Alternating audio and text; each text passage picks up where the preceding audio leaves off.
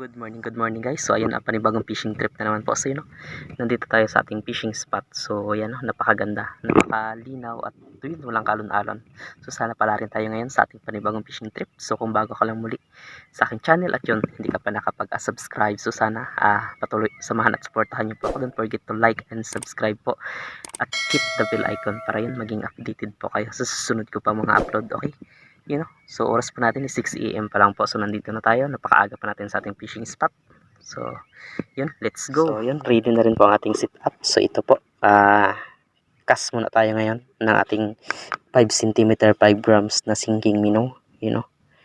So in-upgrade na lang po natin yung hook nya. So set up natin, rod po natin is KTS Ultra Power QP 7602 UL din ang ating reel. Ano po ito, pre-UBC sir na 1000 min line po natin is 8 pounds po ng GOF. Leader line ko po is ordinary nylon po, 12 pounds. So yun, nandito na rin naman tayo. So hagis na tayo mga master. Then ayan yung ating mga susubukan na lure. So yan, 10 grams, 15 grams, tsaka yung 25 grams din yung ating 13 cm na floating minnow. Subukan natin mamaya. Okay, let's go. Okay, unang hagis.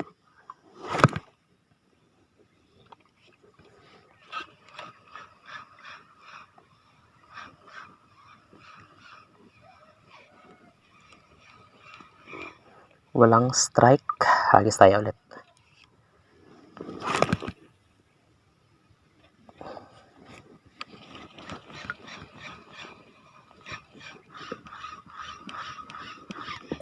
May strike. Kabitaw. So ano yan, maring torsilyo.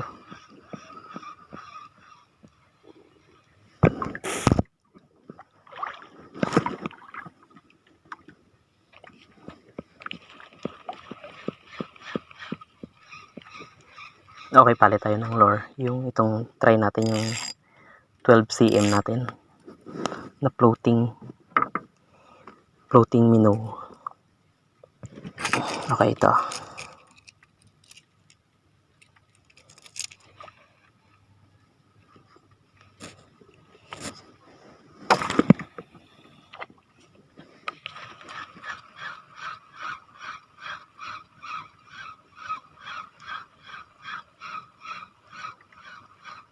Okay, wala pa rin mga master. So yun, proceed na tayo sa jigging. So susubukan natin tong 15 grams natin.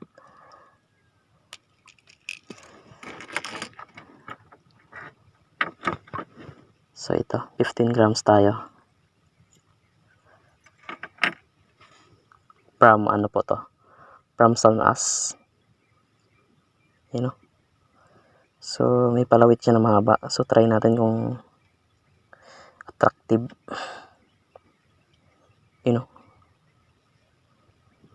Ang ganda niya tingnan. Okay.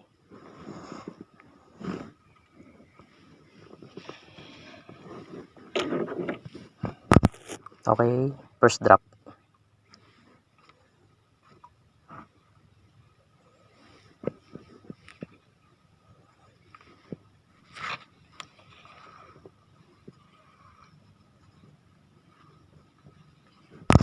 Okay, third drop.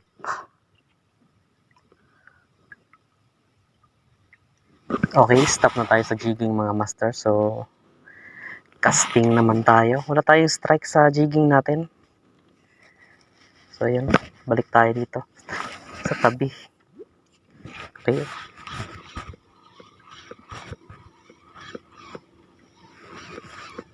Okay, fish on tayo mga master. Uy, naka-unhook. Sayang.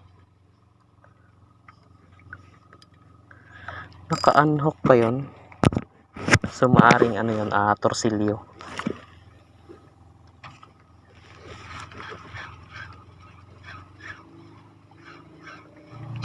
Oh, may strike oh.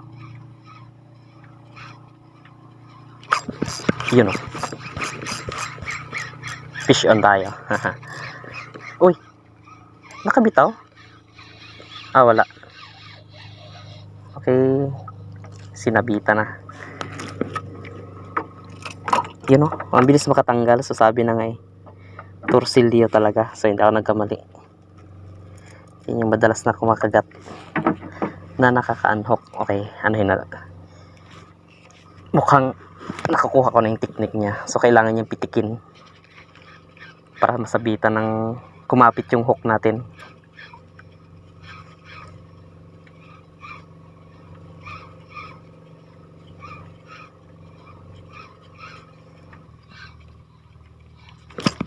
Oh, nahuli tayo, nahuli. Ayun, ayun. Oh, okay, naka-unhook. So lisa natin ulit. Nahuli tayo ng pitik kanina eh. So hindi siya tinamaan ng maganda. Yun o, napitik natin mga master. Dali siya. Yoho.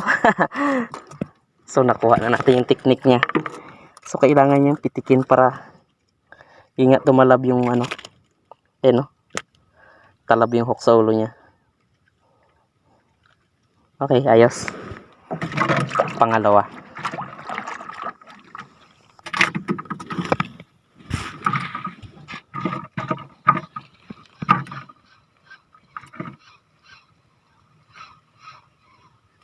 Okay, fish on na naman tayo mga master. You know, torsilyo again. So, you know, malalaki na.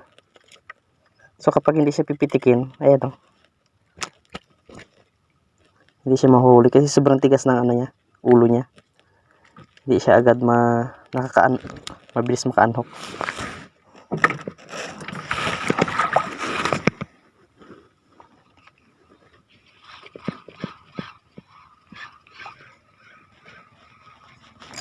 Yun o, sama.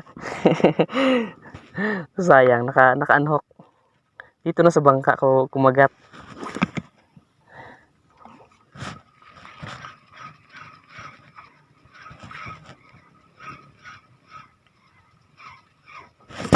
Okay, dali naman natin mga master. Torsilyo again, yoho. So kailangan niya lang talagang pitikin. Pang 4 pieces. Ayos. You know, so kung hindi pipitikin, nahuli pa, naabot pa natin. Kung hindi siya pipitikin, kakabitaw talaga. Okay, fish on ulit tayo. Torsilyo again mga master. So puro ito. So pang 5 na yata. You know, so ang bilis maka-unhook. Yun o. Okay, ayos. Agis ulit tayo.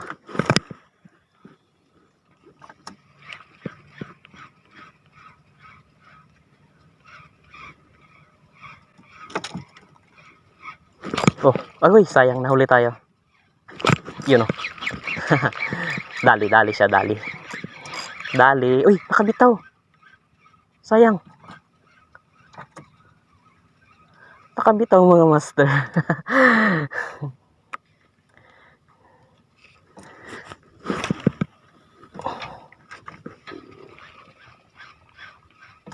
Sayang yun. Pang 6 pieces na yata. Kapag mayroong parang bumubunggo sa lure, pitik na agad. Yun o, mayroon. Sayang. Nakabitaw mga master. Nahuli na naman tayo. Igisa natin ulit.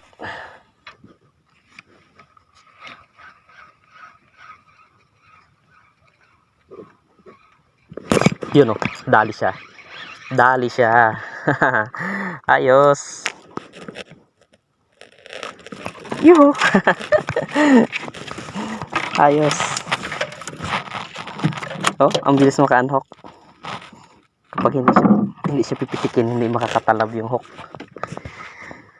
Tendency makakabitaw siya. So, nakarami na tayo. 6 pieces na yata. Tuloy-tuloy lang na retrieve, then pitik kapag may bumunggo. Yun na yun. So lure natin, ayan, dilaw na dilaw. So kitang kita agad nila. Kahit sobrang linaw ng ng tubig, okay lang pala.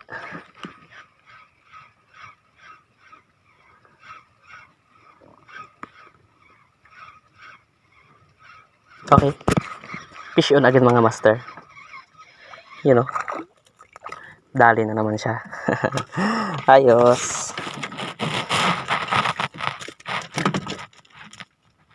You know,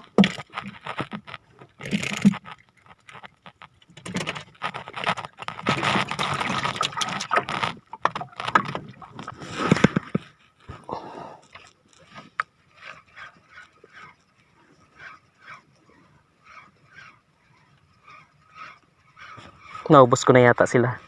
So lipat tayo maya maya kapag wala nang strike dito. So hunting tayo ng ganitong isda. Lipat tayo ng pwesto guys. So parang naubos ko yung nila, yung grupo nila.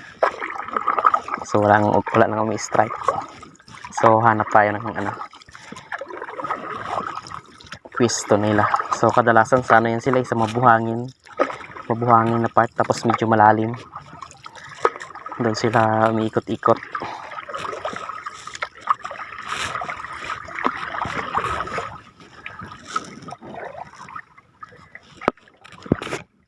Okay.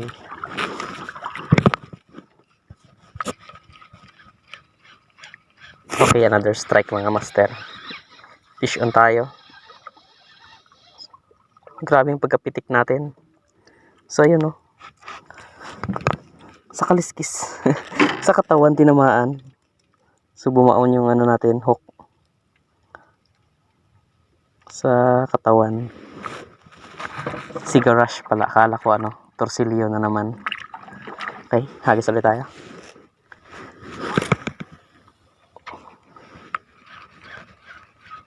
Yun na guys, so 9:30 na po. So stop na tayo fishing. So medyo nagugutom na tayo. Tamang kape lang tayo kanina. So hindi pa tayo nakakain. Yun, pauwi na tayo. So lahat ng naging huli natin, naka 8 pieces po tayo yung mga huli natin. So puro torsilyo. So kabisado na natin yung technique. Kaya yun, naka 7 pieces. Pang 8 yung Sigarash. So okay, ayos na, libre na yung pang-ulam. So yun, power lure natin. So ito lang po, kahit sobrang linaw ng dagat, so inaano natin na makita nila agad yung pain natin. Kaya yun, sunod-sunod yung hilaan kanina. At yun nga, yun, may nakaka-unhook man, pero mas marami tayong nahuli. So alam na natin yung technique nya. Kailangan lang ng kunting pitik para tumalab. So sobrang tigas kasi ng nito, yun, ulo nya. So kapag hindi masyado bumaon yung hook, so sobrang likot niya, nakaka-unhook agad. Kaya yun, nakuhaan agad natin ng technique. So susunod na mga fishing trip, pag mayroon pong mga ganitong kakain, so alam na natin yung gagawin natin. So yun na nga, salamat po sa pagsama. So hanggang sa muli po natin mga fishing adventure mga master. So yun, pauwi na tayo, malapit na tayo, nasa 15 minutes. Okay, thank you, bye bye.